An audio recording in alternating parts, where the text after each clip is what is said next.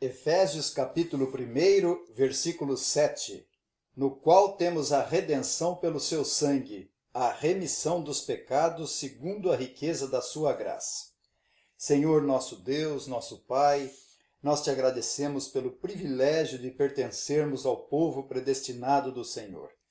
Bendito Deus de Israel, que salvou o seu povo pelo decreto eterno estabelecido no Senhor Jesus Cristo antes da fundação do mundo.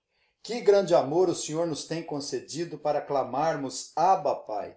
Abençoe os ouvintes, a começar de mim, que possamos experimentar o poder do Evangelho pela iluminação do Teu Espírito Santo, bem como a expansão do Teu reino através desse trabalho. Oramos agradecidos em nome e por amor do Senhor Jesus. Amém. Em Hebreus 9, é-nos ensinado que quando o Senhor Jesus Cristo veio, exercendo o seu ofício sacerdotal como sumo sacerdote, não por meio de sangue de bodes e de bezerros, mas pelo seu próprio sangue, entrou no Santo dos Santos uma vez por todas, tendo obtido eterna redenção. Portanto, se o sangue de bodes e de touros e a cinza de uma novilha, aspergidos sobre os contaminados, os santificam, quanto à purificação da carne, muito mais o sangue de Cristo, que pelo Espírito Eterno a si mesmo se ofereceu sem mácula a Deus, purificará nossa consciência de obras mortas para servirmos ao Deus vivo. Por isso mesmo, ele é o mediador da nova aliança, a fim de que, intervindo a morte para a remissão das transgressões que havia sobre a primeira aliança, recebam a promessa da eterna herança aqueles que têm sido chamados. Então vamos considerar esse versículo da Palavra de Deus sobre o tema a redenção pelo sangue de Jesus, no qual temos a redenção pelo seu sangue, a remissão dos pecados, segundo a riqueza da sua graça. Eu chamo a atenção dos ouvintes, em primeiro lugar, para a conjunção no qual temos a redenção, que vincula o que o apóstolo havia acabado de falar no versículo 6, para o louvor da glória de sua graça, que ele nos concedeu gratuitamente no amado, no qual temos a redenção. É óbvio que esse texto trata-se da redenção pelo amado, ou seja, pelo Senhor Jesus Cristo.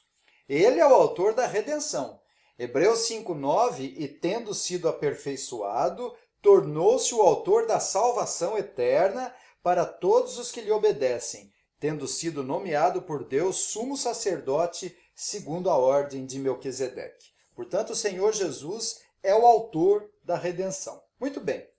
Dito isso, podemos avançar e verificar o modo pelo qual o Senhor Jesus nos redimiu, no qual temos a redenção pelo seu sangue, a remissão dos pecados, segundo a riqueza da sua graça. A forma pela qual ele nos remiu foi pelo sangue. Sem sangue não tem perdão de pecados. E sem derramamento de sangue não há remissão, diz o autor anônimo aos Hebreus no capítulo 9, versículo 22. O sacrifício de Cristo, feito uma vez por todas, com sangue puro derramado, é capaz de definitivamente redimir e pagar a pena dos pecados da humanidade. Mas não só isso, a morte de Jesus na cruz nos santifica plenamente também. Lembre-se do contexto literário quando Paulo escreveu aos santos de Éfeso. Paulo, apóstolo de Cristo Jesus, por vontade de Deus, aos santos que vivem em Éfeso. E no versículo 4, ele nos escolheu nele antes da fundação do mundo para sermos santos e irrepreensíveis perante ele. Portanto, o sangue do amado é uma forma de Deus santificar o povo eleito antes da fundação do mundo perfeitamente. Eles têm a posição de absolutamente santos perante ele.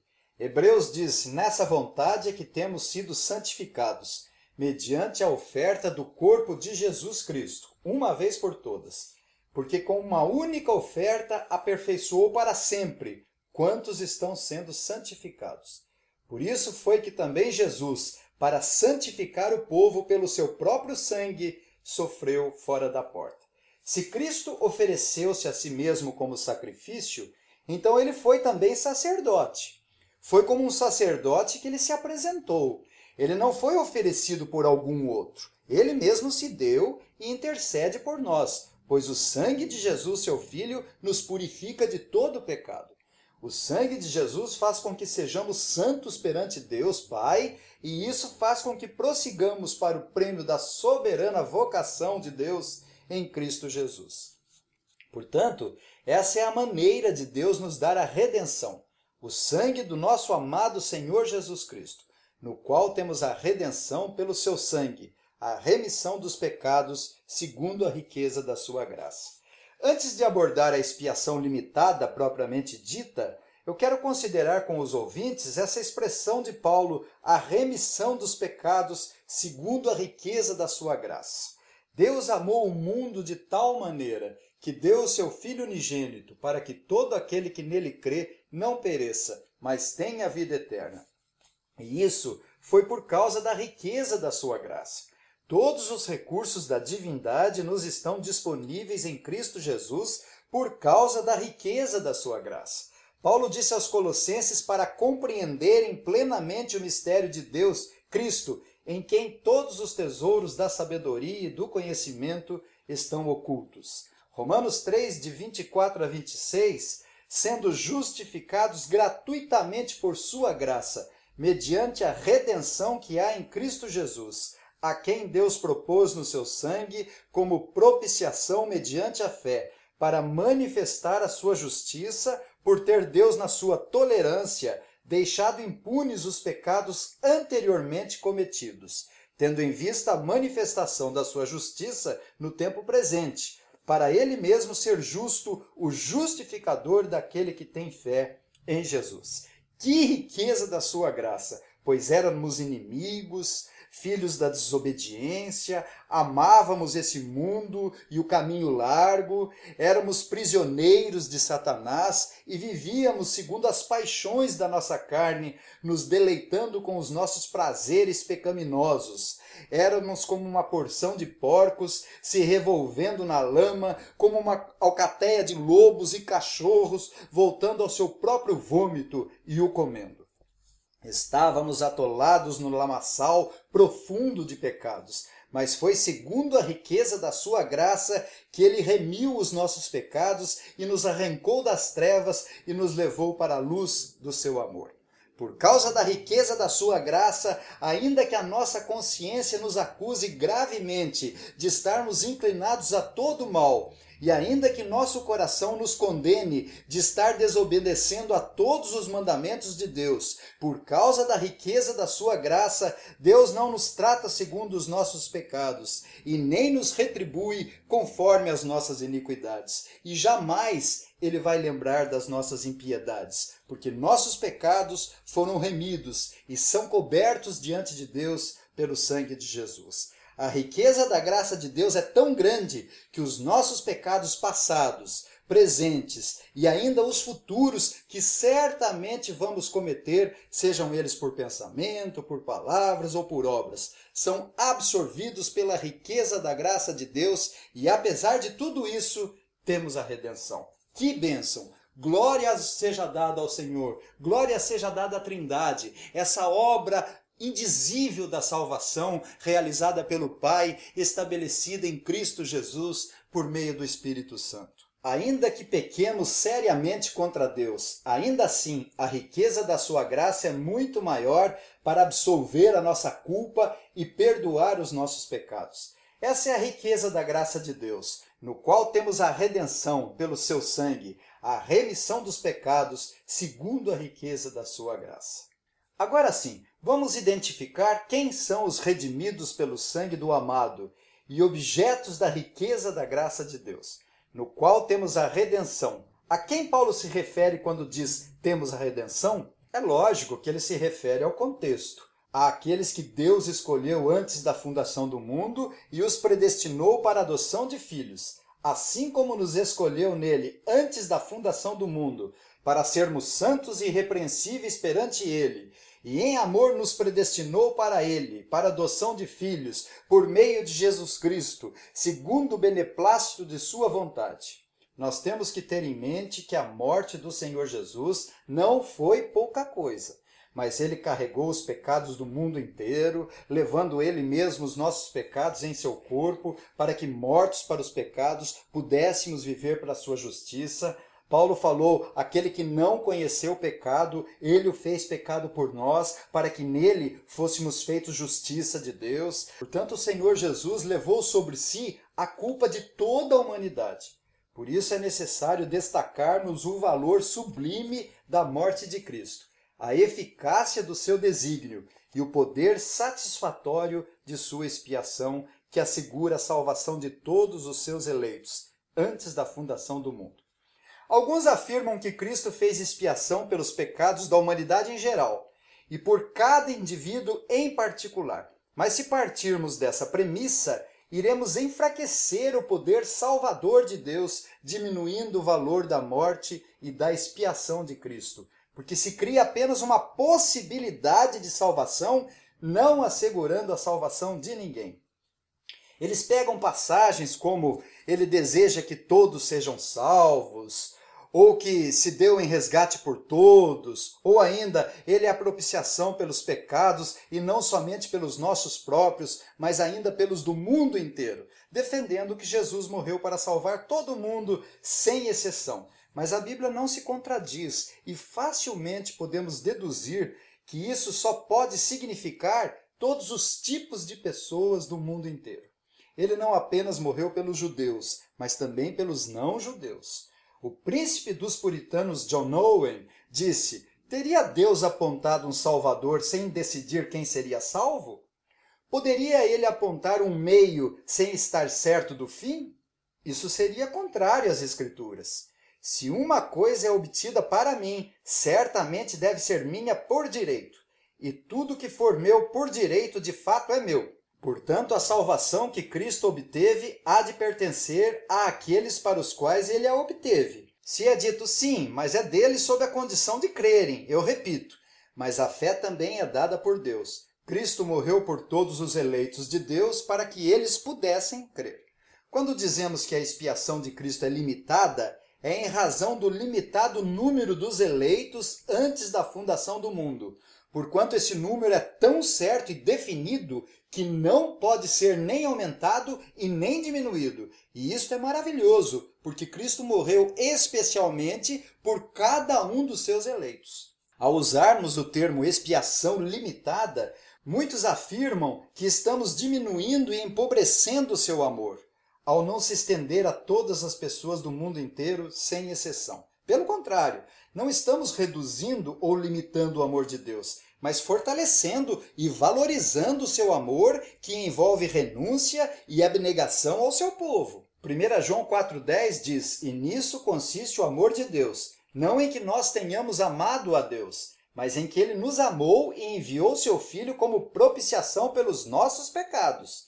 Com a expressão expiação limitada, queremos dizer que o amor sacerdotal de Cristo é exclusivo e particular. Ora, se a eleição é particular, a redenção também é particular. Jesus disse: ninguém tem maior amor do que esse, de dar a alguém a própria vida em favor dos seus amigos. Esse amor é infinito, profundo e verdadeiro. Esse amor é comparado ao noivo ou ao esposo que ama especialmente sua noiva ou esposa, que é ilustrada pela Igreja de Deus, a qual ele comprou com seu próprio sangue, disse o Dr. Lucas em Atos 20, 28. Observe que Jesus comprou a igreja com o seu próprio sangue. Isso é amor de amigo, imutável, que não está ligado à mera benevolência, bondade social ou filantropia geral, mas amor sacrificatório. Paulo disse aos Romanos: aquele que não poupou a seu próprio filho, antes por todos nós o entregou, porventura não nos dará graciosamente com ele todas as coisas? É óbvio que esse versículo, quando fala que por todos nós o entregou, refere somente àquele citado no contexto anterior, ou seja, os que predestinou, os que chamou, aos que justificou e aos que glorificou. Somente esses receberão graciosamente com ele todas as coisas, conforme a riqueza da sua graça.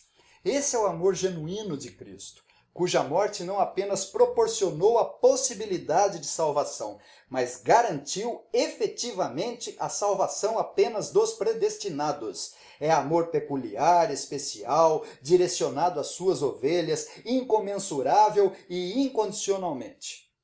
É-nos dito por Jeremias que com amor eterno eu te amei, por isso com benignidade te atraí. Que maravilha sabermos que nós amamos a Deus porque Ele nos amou primeiro. Que bênção entendermos que foi em amor que Ele nos predestinou para Ele, para a adoção de filhos por meio de Jesus Cristo, segundo o beneplácito de Sua vontade, para o louvor da glória da Sua graça, que Ele nos concedeu gratuitamente no amado, no qual temos a redenção pelo Seu sangue, a remissão dos pecados, segundo a riqueza da Sua graça. Igualmente, também, não estamos limitando a obra de Cristo em absoluto no seu poder e eficácia, mas quando falamos de expiação limitada, exaltamos e fortalecemos o poder salvador de Cristo, honrando e enobrecendo o seu valor expiatório. Aliás, afirmar que Cristo morreu por todas as pessoas do mundo inteiro, sem exceção, é limitar sim a obra de Cristo, tanto na sua eficácia quanto no seu poder, porque nesse caso Cristo não assegura a salvação de ninguém. A morte de Cristo foi uma expiação que teve sucesso absoluto, não uma tentativa parcialmente falha em redimir os pecadores. Será possível dizer que Cristo morreu pelo miserável pecador e tenta com toda a força salvá-lo, com as mãos abertas, implorando que o desgraçado receba a salvação, só que depende do poder do livre-arbítrio dele? Talvez haja esperança de o Senhor Jesus salvá-lo, só que Cristo está sujeito à força do livre-arbítrio do miserável pecador. Isso é o que realmente me parece com a doutrina da expiação universal, aquela que Cristo morreu por todo mundo, sem distinção e sem exceção. O teólogo erudito Charles Hodges disse: a expiação é limitada, mas não limita o valor da satisfação de Cristo, que é infinito, pois depende da dignidade do sacrifício e não se pode colocar limite algum à dignidade do eterno Filho de Deus. Tem-se dito ao longo dos tempos que o valor da morte de Cristo é suficiente para todos, mas eficiente somente para os eleitos. Essa é a grande verdade. O sangue do Senhor Jesus Cristo tem valor suficiente para remir o mundo inteiro, mas seu poder é aplicado somente aos eleitos antes da fundação do mundo e absolutamente ninguém mais. Será você um desses pelos quais Cristo morreu? O reverendo Paulo Anglada disse: o que nós queremos enfatizar com a doutrina da expiação limitada é que Cristo é a nossa redenção. Nele nós temos a remissão dos pecados. Ele não apenas a tornou possível, mas é a nossa redenção. Ele pagou o preço e nos comprou de fato.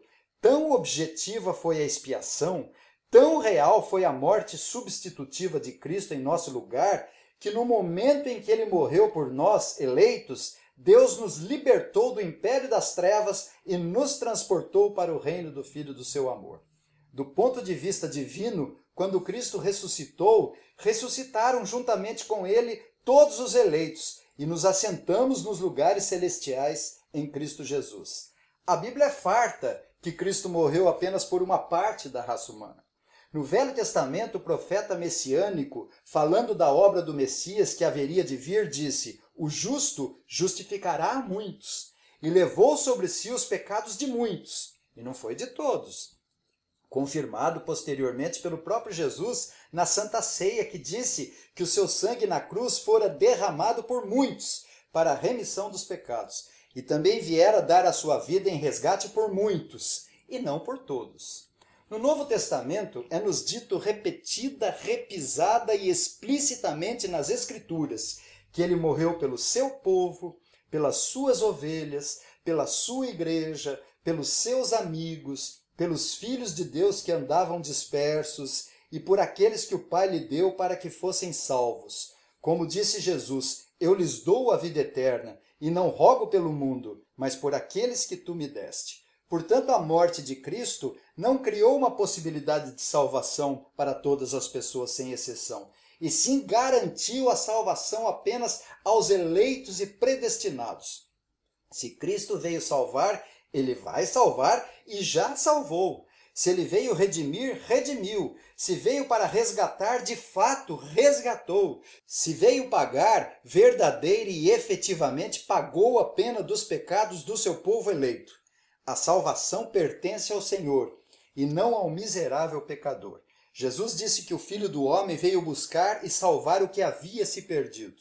Tito 2,14 diz: o qual a si mesmo se deu por nós, a fim de remir-nos de toda a iniquidade e purificar para si mesmo um povo exclusivamente seu, zeloso de boas obras. Quando compreendemos essas verdades maravilhosas, somos impulsionados a continuar explodindo de alegria. Bendito Deus e Pai de nosso Senhor Jesus Cristo, que nos tem abençoado com toda sorte de bênção espiritual nas regiões celestiais em Cristo, assim como nos escolheu nele antes da fundação do mundo, para sermos santos e irrepreensíveis perante ele. E em amor nos predestinou para ele, para a adoção de filhos por meio de Jesus Cristo, segundo o beneplácito de sua vontade, para o louvor da glória da sua graça, que ele nos concedeu gratuitamente no amado, no qual temos a redenção pelo seu sangue, a remissão dos pecados, segundo a riqueza da sua graça. Que o Senhor nos abençoe. Amém.